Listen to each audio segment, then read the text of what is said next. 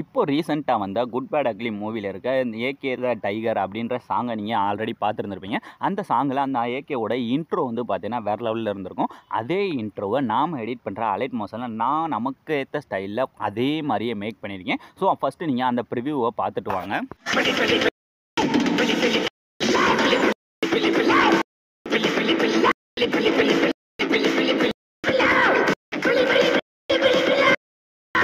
நீங்கள் ப்ரிவியூவில் பார்த்த வீடியோவும் ஒரிஜினல் சாங்கில் இருக்க வீடியோவும் ஓரளவாவது ஒரே மாதிரி இருக்கா அப்படின்றத கமெண்ட் செக்ஷனில் கமெண்ட் பண்ணுங்கள். ஏன்டா அதை நான் ரொம்ப நேரம் நிறைய யோசிச்சு வேறு மாதிரிலாம் யோசிச்சு எடிட் பண்ணியிருக்கேன். ஸோ நீங்கள் அதே மாதிரி இருக்கா இல்லையான்னு மட்டும் கமெண்ட் செக்ஷனில் கமெண்ட் பண்ணிங்கன்னா இதுக்கு அடுத்த வீடியோவில் நான் அதை விட பெஸ்ட்டாக கூட இன்னும் கொடுக்க ட்ரை பண்ணுவேன். இப்போ ஃபஸ்ட்டு நீங்கள் ப்ரிவியூவில் பார்த்த வீடியோவை உங்களோட இமேஜை வச்சு எப்படி ரெடி பண்ணுறேன்னு பார்க்கலாம். இப்போ ஃபஸ்ட்டு இந்த வீடியோ எடிட் பண்ணுறதுக்கு தேவையானது ப்ரீசெட்டு. அந்த ப்ரீசெட்டை நான் உங்களுக்கு டைரக்ட் லிங்காக தான் கொடுத்துருக்கேன். அந்த ப்ரீசெட் மட்டும் இல்லாமல் நான் இதில் யூஸ் பண்ணியிருக்க ஃபாண்டோட லிங்க்குமே கீழே டிஸ்கிரிப்ஷனில் கொடுத்துருக்கேன். அதையும் ஃபஸ்ட்டு டவுன்லோட் பண்ணி வச்சுக்கோங்க. இப்போ ஃபஸ்ட்டு அந்த ப்ரீசெட்டை நீங்கள் டச் பண்ணதுமே இந்த ப்ராஜெக்ட் அப்படின்ற ஆப்ஷனுக்குள்ளே வந்தீங்கன்னா அதில் நான் கொடுத்துருக்க ப்ரீசெட் வந்து இருக்கும். அந்த ப்ரீசெட்டை ஃபஸ்ட்டு ஓப்பன் பண்ணிங்கன்னா உங்களுக்கு இப்படி தான் ஓப்பன் ஆகும். இதில் ஃபஸ்ட்டு எடுத்தோன்னே இந்த 3D ஆப்ஷன் இருக்குது, அதை வந்து ஆன் பண்ணிக்கோங்க. ஆன் பண்ணதுமே இதில் உங்களுக்கு உள்ளே வந்ததுமே ஃபஸ்ட்டு ஃபாண்ட் இதில் நான் யூஸ் பண்ணியிருக்க ஃபாண்ட் எல்லாம் மிஸ்ஸிங் அப்படின்னு சொல்லி தான் ஒரு மெசேஜ் வந்துருக்கும். இப்போ ஃபஸ்ட்டு எடுத்தோன்னே நம்ம ஃபாண்ட் எல்லாத்தையும் தான் சேஞ்ச் பண்ண போகிறோம். இப்போ எக்ஸாம்பிளுக்கு பார்த்தீங்கன்னா இப்படி கொஞ்சம் கொஞ்சமாக மூவ் பண்ணிட்டே வந்தோம்னா இந்த ஸ்டார்டிங்கில் 2 நேம் இருக்கா,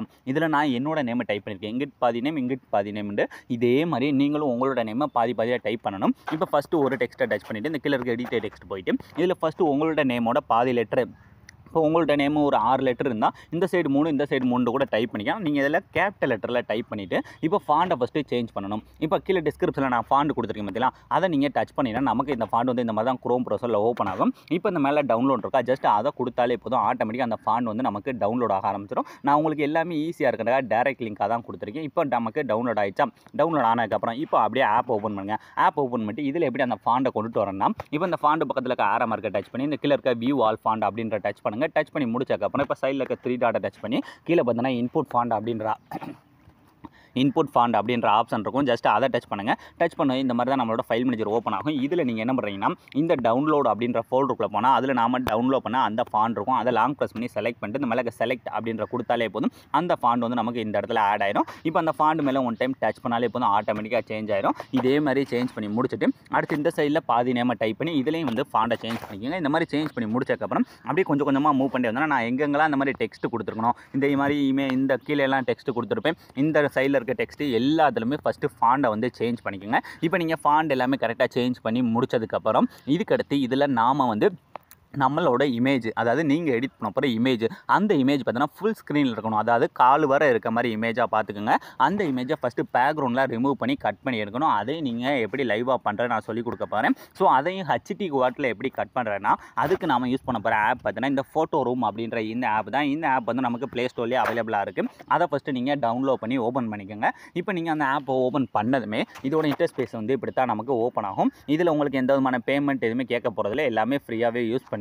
இப்போ ஆப் ஓப்பன் பண்ணதுமே இந்த ஸ்டார்ட் ஃப்ரம் ஃபோட்டோ அப்படின்ற டச் பண்ணுங்கள். டச் பண்ணிவிட்டு இதில் வந்து இந்த கேலரி அப்படின்ற டச் பண்ணிக்கோங்க. டச் பண்ணிட்டு இப்போ நீங்கள் எடிட் பண்ண போகிற உங்களோட இமேஜஸ் இருக்குது பார்த்தீங்களா, அதாவது நீங்கள் ஃபுல் ஸ்க்ரீனில் இருக்க மாதிரி இமேஜ் வந்து எடுத்துக்கோங்க. இப்போ நான் எக்ஸாம்பிளுக்கு நான் இதில் ஆல்ரெடி என்னோட இமேஜ் ஃபுல் ஸ்க்ரீன் இமேஜ் ஏதாவது ஒன்று எடுத்து உங்களுக்கு லைவாகவே பண்ணி காட்டுறேன். அதே மாதிரி நீங்களும் வீடியோவை ஸ்கிப் பண்ணாமல் ஃபுல்லாக வாட்ச் பண்ணாமல் தான் நான் என்னென்ன ட்ரிக் அண்ட் ட்ரிப்ஸ்லாம் சொல்கிறேன்ற நீங்கள் மிஸ் பண்ணாமல் தெளிவாக பார்க்க முடியும். இப்போ எக்ஸாம்பிளுக்கு நான் என்ன பண்ண போகிறேன்னா இந்த இமேஜை கூட யூஸ் பண்ண போகிறேன். ஸோ அந்த இமேஜை ஜஸ்ட்டு டச் பண்ணதும் போதும் ஆட்டோமேட்டிக்காக அந்த ஆப்புக்குள்ளே இன்புட் ஆகி அதுவே ஆட்டோமேட்டிக்காக அந்த மாதிரி ஸ்கேன் ஆக ஆரம்பிச்சிச்சு பார்த்தீங்களா. ஸ்கேன் ஆகி வேறு லெவலில் ஒரே கிளிக்கில் கட் பண்ணி கொடுத்ததுக்கப்புறம் இதை எப்படி இப்போ ஹச்டி குவாலிட்டியில் கட் பண்ணுறதுனா டவுன்லோட் பண்ணுறேன்னா இதில் கீழே பார்த்தீங்கன்னா இந்த மூணாவதாக வந்து டிரான்ஸ்பரண்ட்னு ஒரு பேக்ரவுண்ட் இருக்கும். ஜஸ்ட் அதை டச் பண்ணுங்கள். டச் பண்ணாலே இப்போ வந்து ஆட்டோமேட்டிக்காக நமக்கு நம்மளோட இமேஜ் வந்து பிஎன்ஜி இமேஜாக வந்து ரெடியாக ஆரம்பிச்சிடும். இப்போ அந்த மூணாவது இருக்க டச் பண்ணிவிட்டு இதில் கீழே பார்த்தீங்கன்னா எக்ஸ்பர்ட் அப்படின்ற ஒரு ஆப்ஷன் இருக்கும். ஜஸ்ட் அதை கொடுத்தாலே போதும் ஆட்டோமேட்டிக்காக நம்மளோட இமேஜ் நம்மளோட கேலரியில் வந்து சேவ் ஆயிடும். இப்போ நமக்கு எடிட் பண்ண போகிற இமேஜ் எல்லாமே ரெடி ஆகிடுச்சு.